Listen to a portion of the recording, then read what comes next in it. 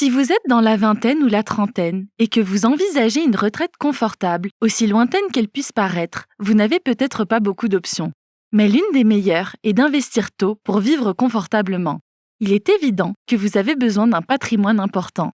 Et l'un des meilleurs moyens d'y arriver, surtout pour la classe ouvrière, est d'investir son argent.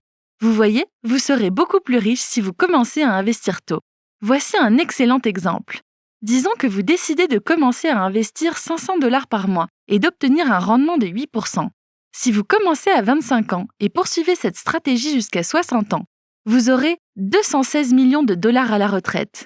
Mais si vous commencez à investir à 40 ans au lieu de 25, vous n'aurez que 341 000 $. Bien sûr, cet exemple simple n'a rien de nouveau et il dépend d'un investissement dont le rendement est composé de 8% par an, sans tenir compte de l'inflation. Mais comme je l'ai dit, ce n'est pas nouveau, et je parie que vous l'avez probablement déjà entendu un tas de fois. Mais pour la majorité des gens, c'est encore le meilleur moyen de faire fructifier votre patrimoine et de vous assurer une belle réserve à dépenser pendant vos années de vache maigre. En bref, en commençant tôt, vous vous mettez sur la voie du succès. Dans la vidéo Sagesse pratique d'aujourd'hui, nous allons examiner certains des actifs les plus importants et les décisions d'investissement que vous pouvez prendre lorsque vous êtes jeune. Bienvenue sur Rich Mindset, la chaîne de contenu qui vous dévoile tous les secrets que personne ne vous apprend sur vous-même et sur notre société. Pour ne manquer aucun conseil, abonnez-vous dès maintenant. Activez la cloche pour recevoir des notifications de nos derniers posts. Et si vous avez appris quelque chose à la fin de cette vidéo, laissez-nous un pouce bleu. Allons-y, commençons. Voulez-vous ? Sur l'écran, sans ordre d'importance, se trouvent les investissements dont je vais vous parler dans cette vidéo. Commençons par le premier, les fonds indiciels. Les actions sont l'un des meilleurs investissements que vous pouvez faire avant d'avoir 40 ans. Bien qu'elles présentent un risque très élevé, leurs rendements sont parmi les plus élevés. Au début de votre parcours d'investissement, vous avez beaucoup de temps pour faire des erreurs et en tirer des leçons. Mais vous devez toujours faire des investissements intelligents et calculés. Les actions ont un taux de rendement moyen de 10%, basé sur l'indice S et P500 comme référence. En réalité, peu d'investissements ont un taux de rendement aussi élevé. Lorsque vous construisez votre portefeuille de fonds indiciels, pensez à ajouter des obligations. Bien que les obligations aient le taux de rendement le plus bas, elles sont les plus sûres. Vous devez vous assurer que votre portefeuille comporte environ 10 à 20% d'obligations pondérées. Ainsi, votre investissement est plus sûr. En outre, vous pouvez ajouter le pourcentage et l'ajuster en fonction de votre goût du risque. Récemment, des fonds indiciels cryptographiques ont été introduits. Bien qu'ils n'aient pas encore été entièrement testés, ils semblent être assez prometteurs. Les taux de rendement actuels vont de 10 à 15%, ce qui est significativement élevé. Mais plus le taux de rendement augmente, plus les risques augmentent. Un grand avantage des fonds indiciels est qu'ils ont de faibles frais. Plus les frais sont bas, plus le rendement est élevé. Un autre avantage des fonds indiciels, outre la diversification, est que de nombreux fonds indiciels ont des frais peu élevés. Les frais d'investissement réduiront rapidement vos rendements. Vous voudrez donc les éviter dans la mesure du possible. Lorsque vous achetez des fonds indiciels, veillez également à prendre en compte les implications fiscales. Numéro 2. Les biens immobiliers. Vous ne vous tromperez jamais avec les biens immobiliers. L'immobilier est l'un des meilleurs actifs pour de multiples raisons. Tout d'abord, il y a presque toujours un déficit de logement, et les actifs immobiliers prennent presque toujours de la valeur.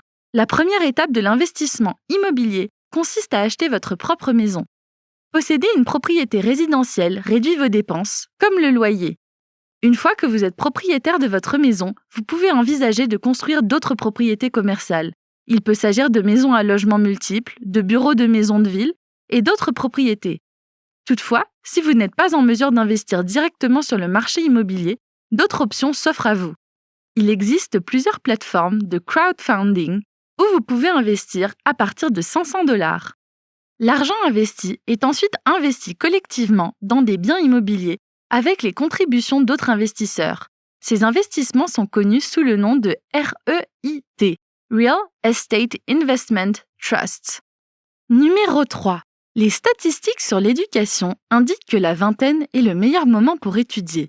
Selon les recherches, la vingtaine et le début de la trentaine sont les périodes les plus propices à l'acquisition de nouvelles connaissances. Par conséquent, ce pourrait être le meilleur moment pour obtenir ce diplôme supplémentaire. L'acquisition d'une formation est importante, car elle peut vous permettre de réussir votre carrière. Cependant, vous devez comprendre que toutes les études ou tous les apprentissages ne constituent pas un atout. Faites attention, car certains apprentissages peuvent être qualifiés de passe-temps et ne peuvent probablement pas être monétisés. Si vous voulez investir dans l'éducation, commencez par chercher des carrières auxquelles vous êtes habitué et qui peuvent vous apporter le succès. C'est peut-être aussi le meilleur moment pour améliorer vos connaissances financières. Numéro 4. Le Startup Business. Investissez dans une start-up tant que vous êtes jeune. Pourquoi? Avec une entreprise, les rendements sont illimités. Vous aurez la capacité de gagner autant que vous le pouvez avec un retour sur investissement illimité. Un autre investissement que vous devriez faire dans la vingtaine est la création d'une entreprise. L'opportunité d'un retour sur investissement explosif est incroyable, même si ce n'est pas le prochain Amazon. Investir dans une entreprise alors qu'elle est jeune peut rapporter des sommes incroyables. Vous ne devez pas nécessairement créer l'entreprise vous-même. Vous pouvez investir dans les entreprises d'autres personnes en échange d'une participation au capital de l'entreprise. Par exemple, vous pouvez être investisseur providentiel, ce qui est une excellente option si vous connaissez le fondateur. Votre investissement peut prendre la forme d'une note convertible, c'est-à-dire qu'il peut se transformer en prêt si un critère spécifique est rempli. L'autre moyen est le crowdfunding.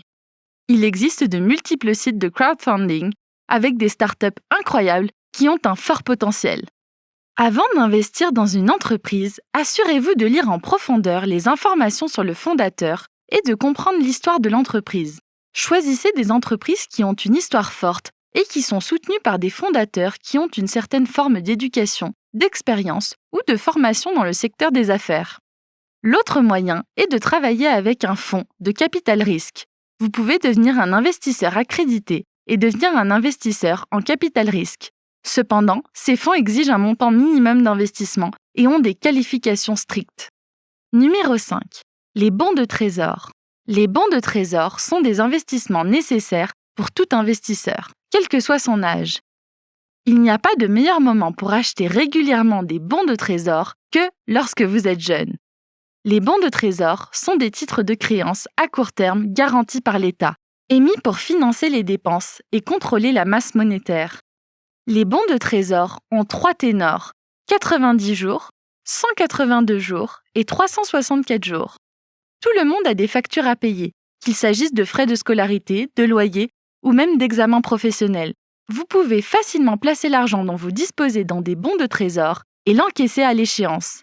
Cela relève du concept financier d'appariement de l'actif et du passif, qui implique l'achat d'un actif pour financer les paiements d'un passif futur.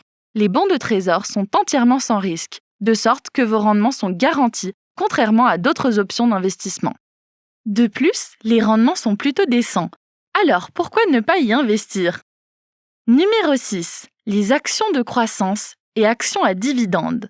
Nous avons clairement indiqué qu'être dans la vingtaine et la trentaine est une occasion de faire des paris risqués, car si vous perdez votre argent à ce stade, vous avez encore le temps de le récupérer. L'investissement en actions est donc un excellent moyen de placer une partie de votre argent dans une entreprise à haut risque et à haut rendement. Les actions de croissance sont simplement des actions dont on s'attend à ce que le taux de croissance soit nettement supérieur à la moyenne du secteur. Ces actions génèrent des flux de trésorerie positifs et des revenus plus durables que leurs homologues. Les actions à dividendes, quant à elles, sont généralement des actions de sociétés financièrement stables et matures, ce qui signifie que le cours des actions est moins volatile que celui des actions de croissance. Les actions à dividendes devraient être incluses dans votre portefeuille dès votre plus jeune âge. Elles offrent la possibilité de percevoir un revenu régulier sur une longue période, à condition que les sociétés continuent d'afficher de bonnes performances. Numéro 7. Les fonds négociés en bourse. Exchange Traded Funds. Jetons maintenant un coup d'œil aux ETF, qui sont assez semblables aux fonds indiciels dont nous avons parlé précédemment. Les ETF sont des paniers de titres à actifs multiples comme les actions, les obligations et l'or, ce qui les rend similaires aux fonds indiciels. Ils se négocient comme des actions, ce qui signifie que les investisseurs peuvent acheter et vendre des actions sur un marché boursier. Leur polyvalence en fait des outils précieux pour investir, que ce soit dans des indices boursiers larges comme le S et le P500 ou dans des secteurs comme la technologie ou la santé, et même des sous-secteurs comme les médias sociaux ou la robotique.